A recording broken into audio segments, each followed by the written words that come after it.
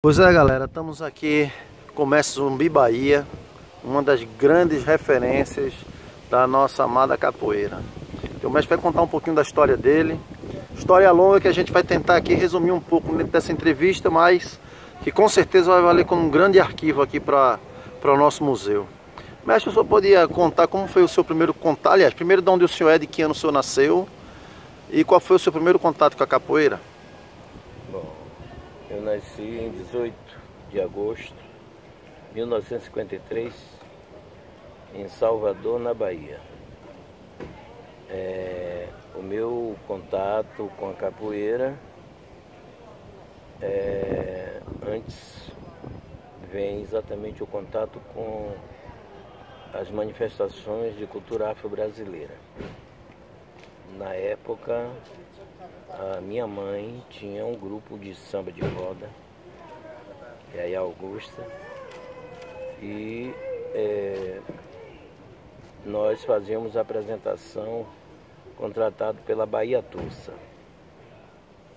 Exatamente no Belvedere da Sé, iniciou no Belvedere da Sé, depois a gente foi para Alto de Ondina, e assim acontecendo. E era uma época em que os grupos eram únicos, não tinha grupo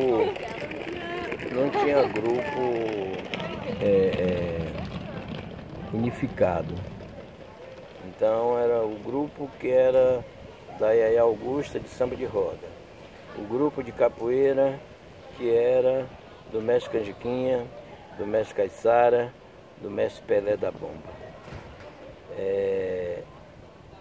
E aí, nesse momento, a gente, quando ia para uma apresentação, então ia o grupo separado.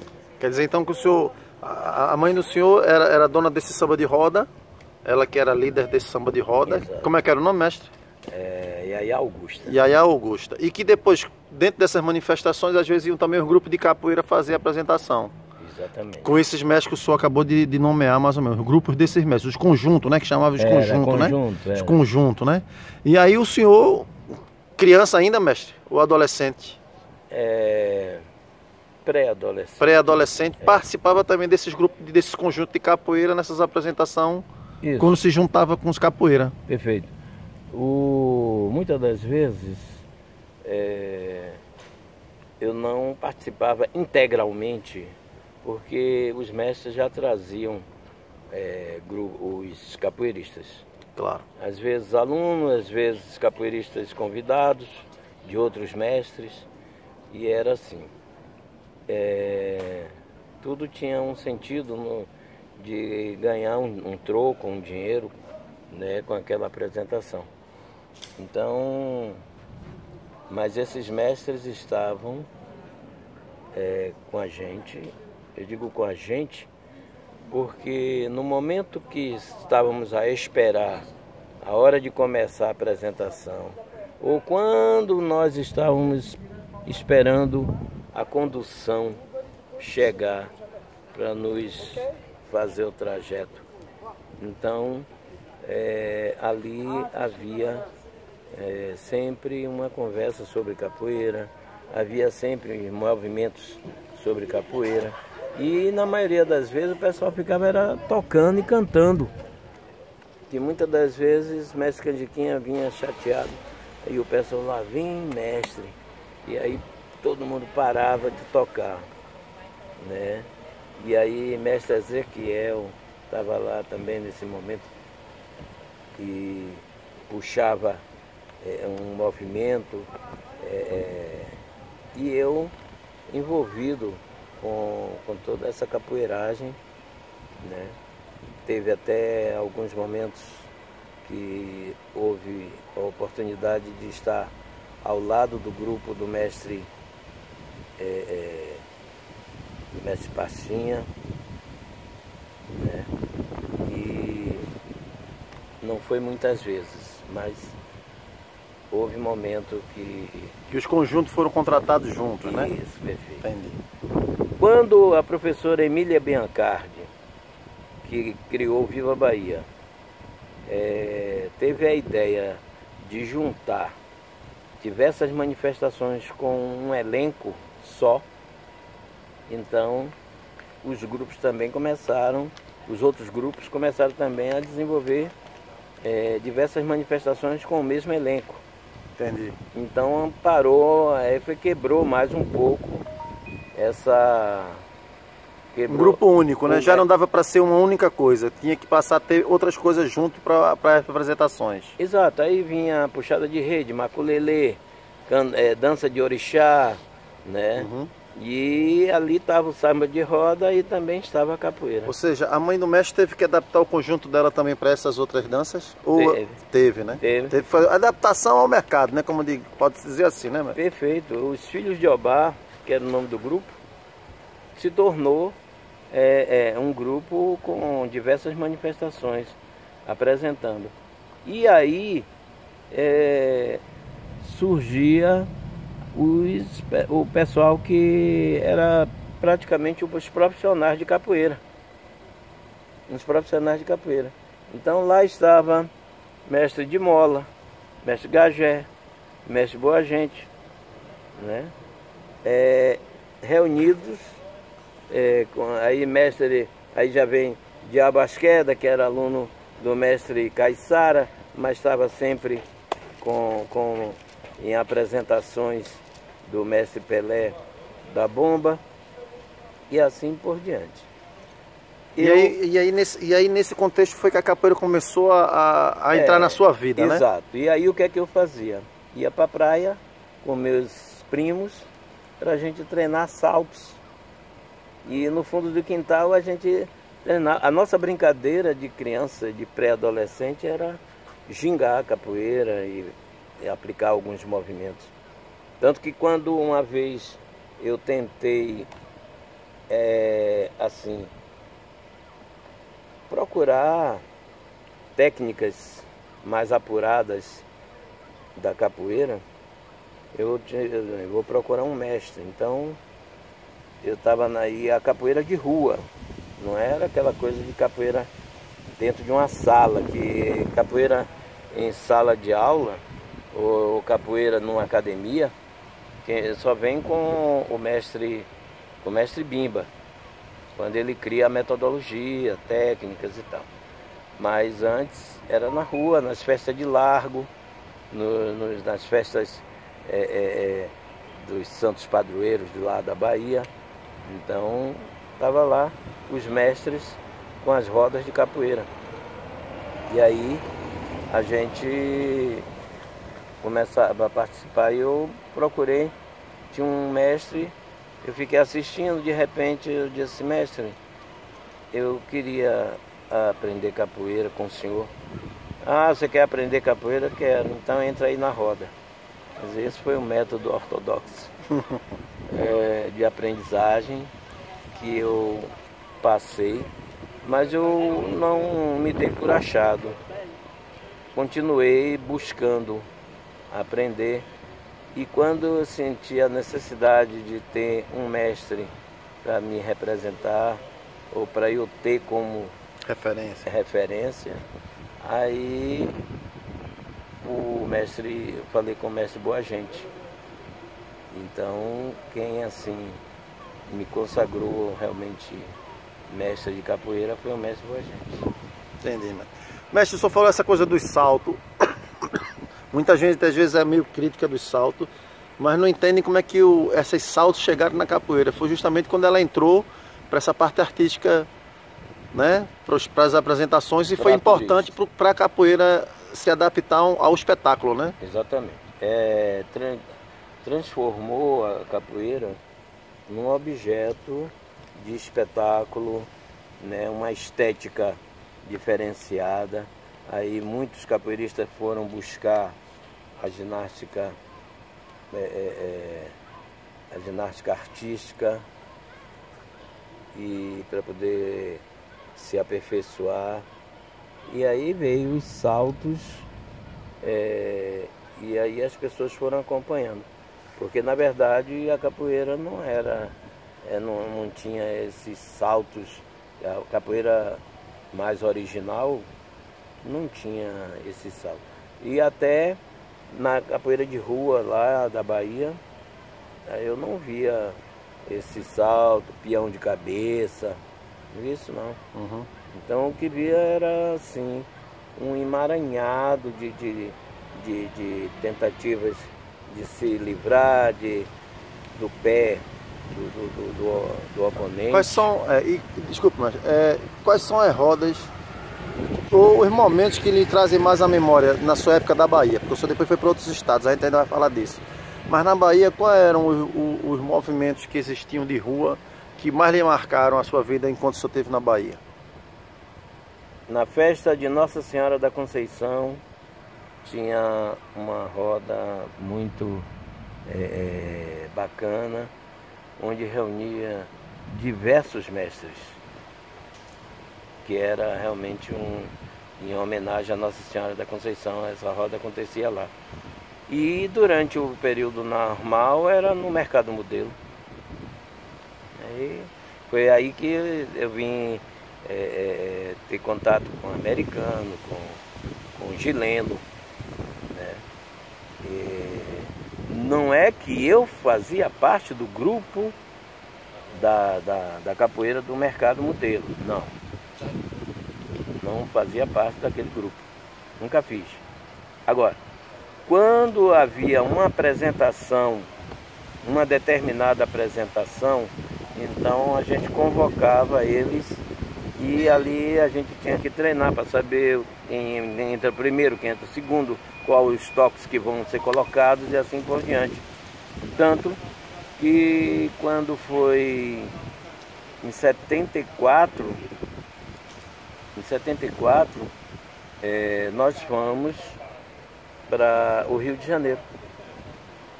Eu, mestre Boa Gente, mestre Gagé,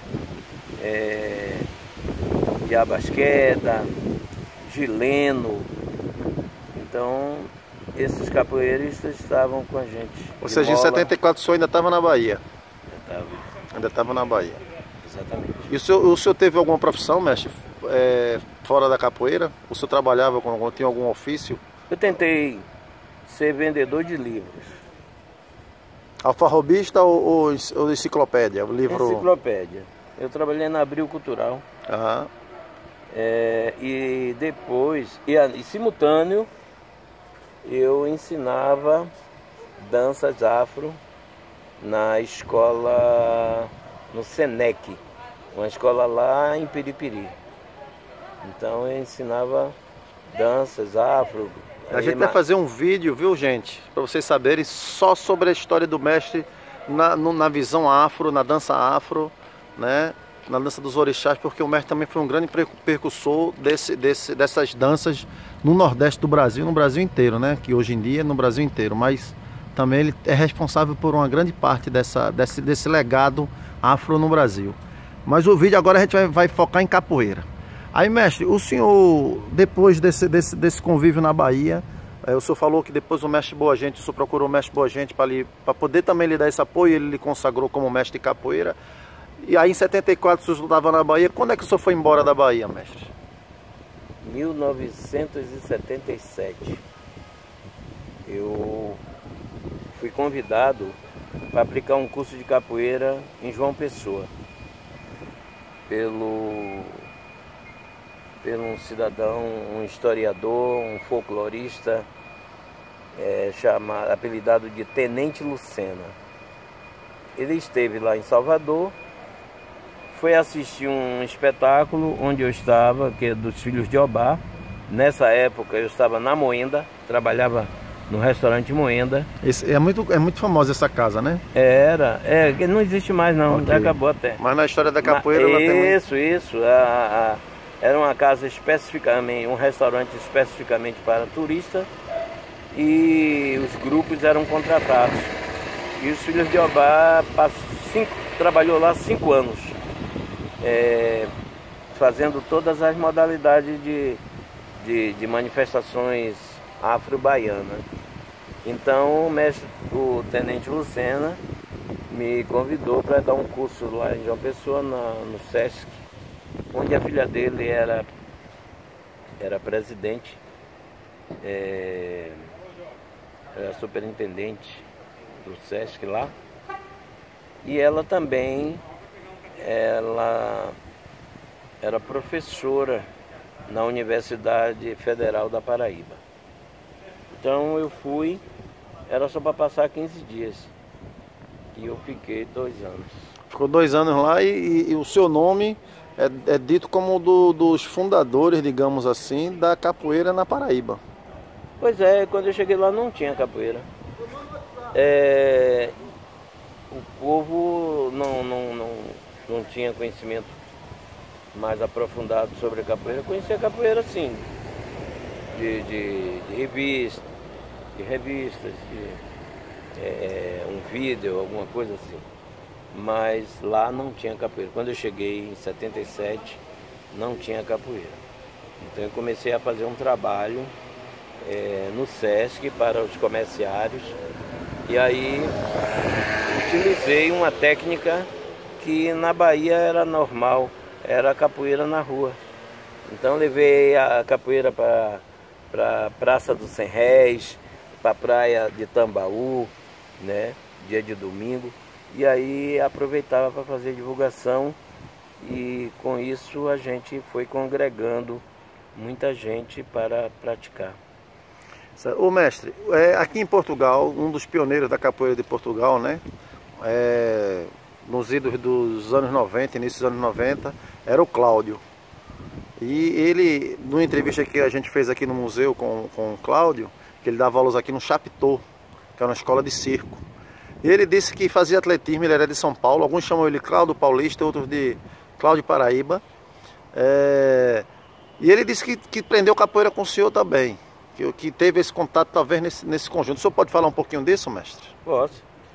Eu conheci o Cláudio Paulista exatamente na Universidade Federal da Paraíba, através de um professor de atletismo, o professor João Batista Freire, que eu fui participar da colônia de férias lá da universidade, e foi nesse momento que esse professor me conheceu. Então ele me propôs a criar um projeto com a capoeira dentro do grupo de alunos dele de atletismo, para lançar a capoeira como disciplina 1 e 2 no curso de Educação Física.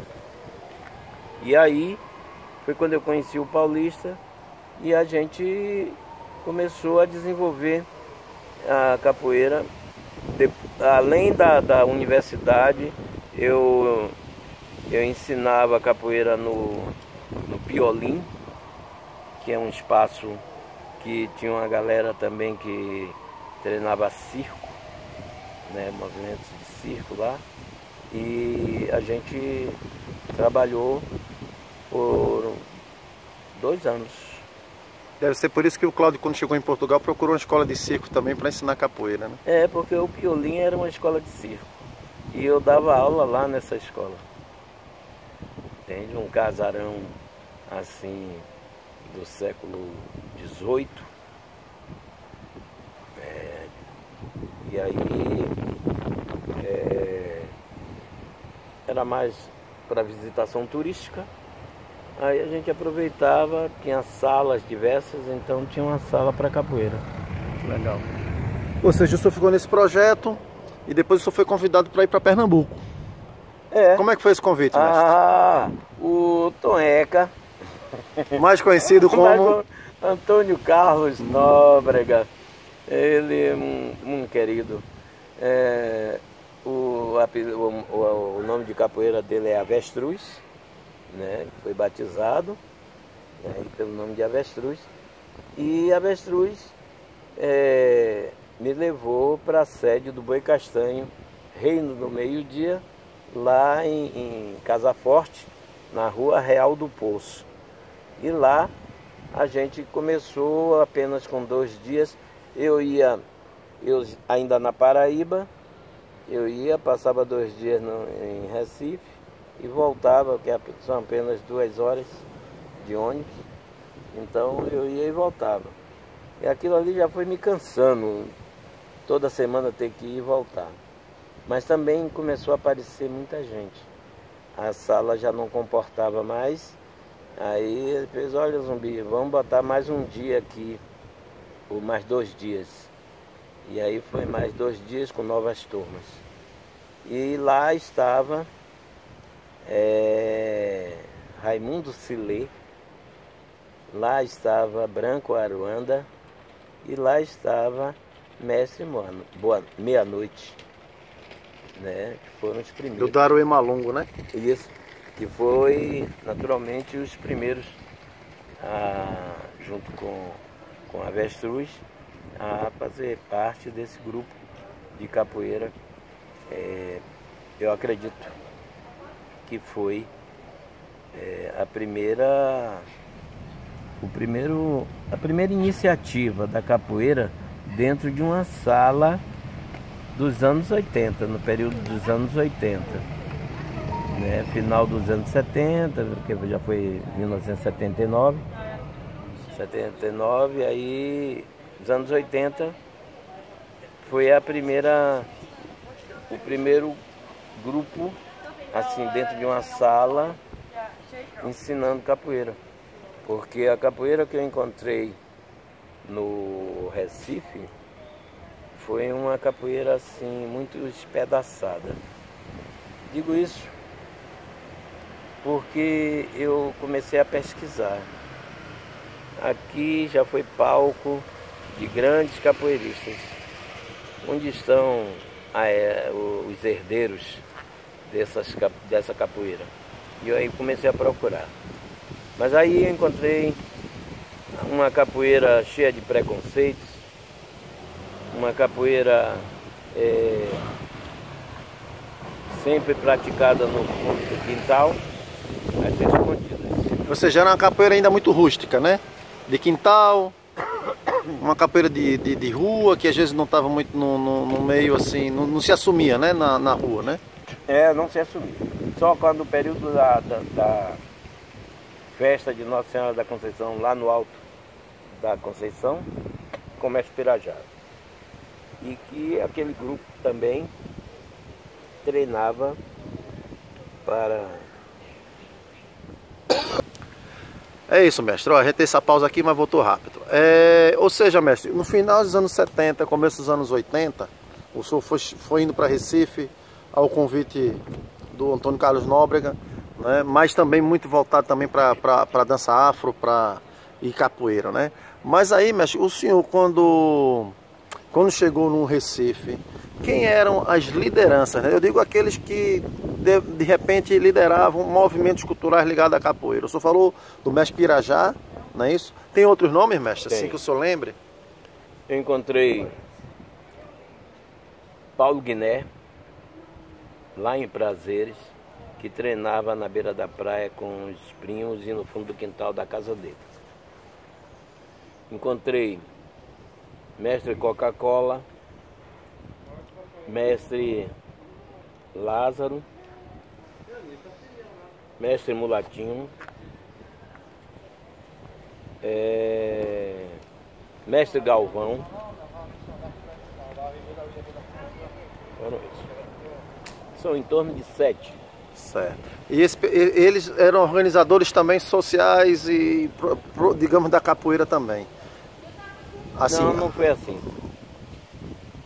Nós decidimos a fazer os trabalhos de divulgação da capoeira associados.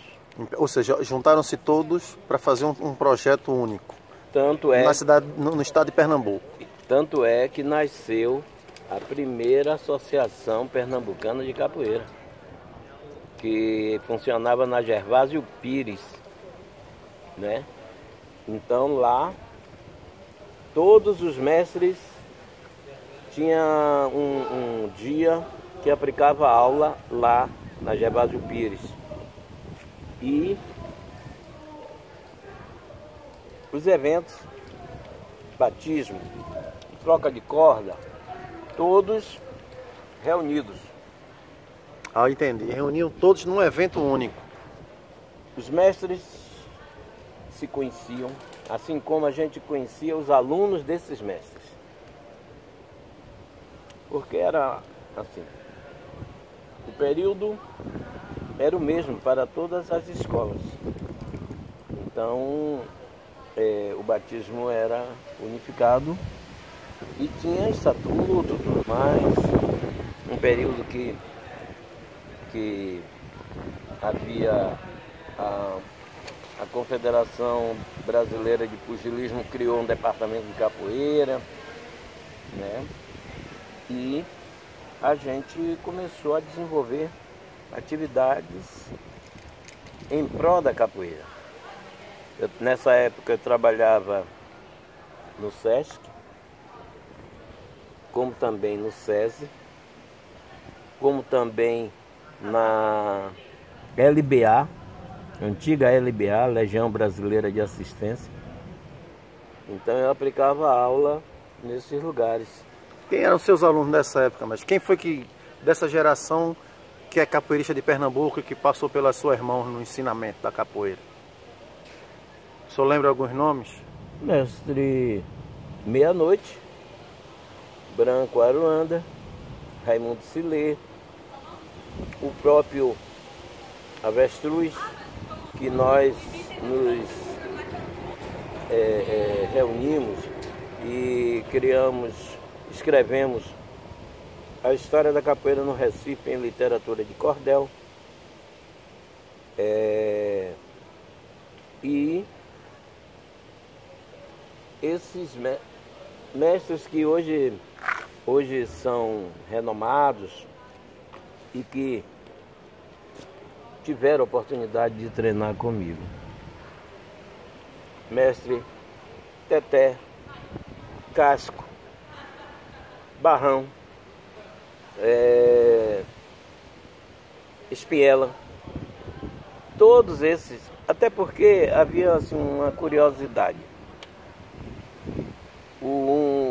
Praticamente o único que vinha assim, oriundo da Bahia, era eu.